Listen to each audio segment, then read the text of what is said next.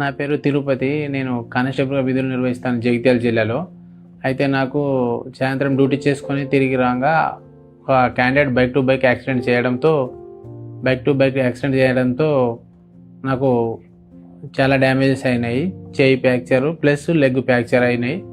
దాంతోపాటు blood clot అయిందని చెప్పడంతో కరీంనగర్ తీసుకెళ్ళిన తర్వాత ఒక హాస్పిటల్కి వెళ్ళిన తర్వాత ఆ హాస్పిటల్ వాళ్ళు ఎట్లా అంటే డౌటే, మ్యాక్సిమం ఏం చెప్పలేము, 48 hours 72 hours వరకు ఏం చెప్పలేము అన్నట్టు చెప్పారు.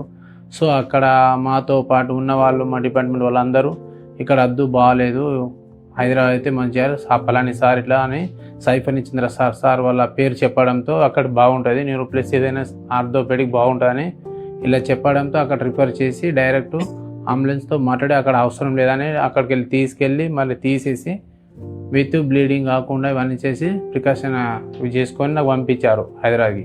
ఇక్కడికి వచ్చిన తర్వాత చాలా బాగా చేసి రిసీవ్ చేసుకొని ఆన్ ది స్పాట్లో సండేనేదేమో ఆ సండే నైట్ సార్ వాళ్ళు రియాక్ట్ అయ్యి చాలా బాగా చేసి నాకు అడ్మిట్ చేసుకోవడం జరిగింది. అడ్మిట్ చేసుకున్న తర్వాత చాలా అంటే 48 hours వరకు అసలు ఏం చెప్పలేము అనే పరిస్థితులు ఉన్న నేను కరీంనగర్ నుంచి ఇక్కడికి వచ్చిన తర్వాత అక్కడ చాలా తొందరగా రియాక్ట్ అయ్యి సార్ వాళ్ళు నాకు చూడటంతో అందరూ బాగా రియాక్ట్ అయ్యి సార్ వాళ్ళు తీసుకొని వాళ్ళందరూ కలిసికట్టుగా చేసుకొని నాకు ఏం కాదు, ఏం టెన్షన్ తీసుకోకర్రీ, ఏం కాదు అనుకుంటా మా వాళ్ళకి హామీ ఇచ్చి చేయడం జరిగింది.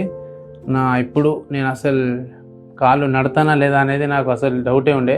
అలాంటిది ఇప్పుడు నేను నడవగలుగుతాను, కాళ్ళు చేయగలుగుతాను, చేయి కూడా బాగానే ఉంది. ఈ చేయి తీసేస్తా అన్నారు కరీంనగర్లో, కానీ ఈ కిమ్స్లో వచ్చిన తర్వాత నాకు సాయి పూర్ణచంద్ర సార్ వాళ్ళు చాలా బాగా చేశారు ట్రీట్మెంటు.